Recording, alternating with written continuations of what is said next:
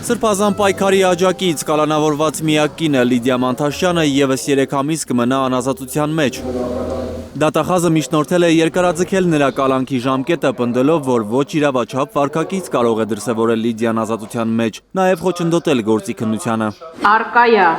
ձեր կողմից նշված դատական ակտով խոչընդոտելու ռիսկ, որը ևս որևէ փաստական տվյալով հիմնավորված չի։ Մանթաշյանի պաշտպանը հակադարձում է մեղադրողին, պնդում չկա ռիսկ, որ Լիդիա Մանթաշյանը կարող է նոր հանցանք գործել կամ փախչել, պետք է փոխվի խափանման միջոցը։ Շատ տարօրինակ է։ Ինքը Լիդիա Մանթաշյանը վստահ է, իր նկատմամբ հաշվեհարդար են տեսնում անազատության մեջ պահելով։ Ես գիտեմ ինչի համար են ինձ պատժում, հիմա չեմ ուզում բարձրաձայնել այդ հարցերը, որոշ պաշտոնյաների վերաբերյալ ինֆորմացիաներ են իմ միջոցով հայտնի դարձել եւ իրանք նեղվում են դրանից։ Իրանք կարային գործ հարուցեն որպես զրպարտություն, բայց քանի որ դա զրպարտություն չի եղել, դրա համար այս գործի մեջ են ինձ խցկել։ Բագրատ arczepiskopos Գալստանյանի եւ 17 աջակիցների գործով այսօրվա դատական նիստում 7 մեղադրյալի խափանման միջոց է փոխվել։ Երկուսի կալանքը երկարաձգվել։ Շուրջ 5 ամիս կալանավորված Արա Ռոստոմյանի խափանման միջոց տնային կալանքը փոխվել է վարչական հսկողությամբ եւ բացակայելու արգելքով։ Արսեն Ղազարյանի կալանքը ևս վարչական հսկողությամբ եւ բացակայելու արգելքով։ Արման Իսրայելյանին տնային կալանք եւ 2 միլիոն դրամ խափանման միջոց է ընտրվել։ Գնդապետ Միհրամ Մաղսուդյանը ազատվել է տնային կալանքից, նա վարչական հսկողության տակ կլինի այսուհետ։ Կարո Կոմուշյանի խափանման միջոց է ընտրվել տնային կալանքը եւ 1.5 միլիոն դրամ գրավը։ Նաեւ բլոգեր Արմեն Ալեքսանյանին է տնային կալանք որոշվել։ Տնային կալանքը եւ բացակայելու արգելքը իզուր են ապահովում մեղադրելի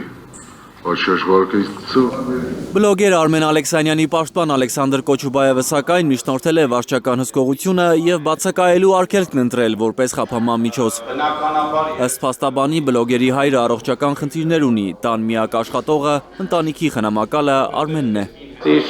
գործի բնույթը տաքսի վարելն է պատվարժան դատան։ Եթե մենք անորոշ սահմանափակում մտցնենք, մենք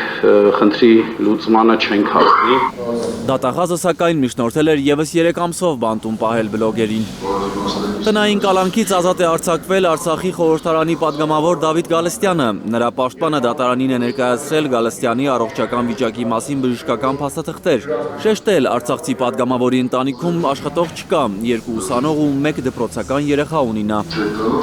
Տան ամբողջ հոգսը Դավիթ Գալստյանի ուսերին է։ Պատվարժան դատարանը միանում են պաշտպանի կողմից ներկայացված բոլոր հիմքերին եւ հիմնավորումներին եւ կարծում եմ քրեական դատավարության օրենսգրքի 18-րդ հոդվածի տեսանկյունից նվազագույնի սկզբունքի բոլոր հիմքերը առկա են ավելի նվազ խափանման միջոցի։ Շուրջ 5 ամիս կալանավորված Մովսես Շարբաթյանը 3 ամիս ևս կմնա կալանավորված։ Նրա փաստաբանը դատարանին միջնորդել էր տնային կալանք կամ վարչական հսկողություն սահմանել 3 միլիոն դրամ գրավով։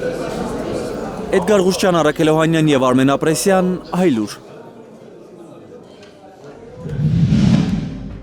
Հայաստանում ու աշխարհում տեղի ունեցող իրադարձությունների մասին առաջինն իմանալու համար բաժանորդագրվեք մեր ալիքին, սեղմեք զանգակը, որ բաց չթողնեք ամենահրատապը, կարևորն ու հետաքրքիրը։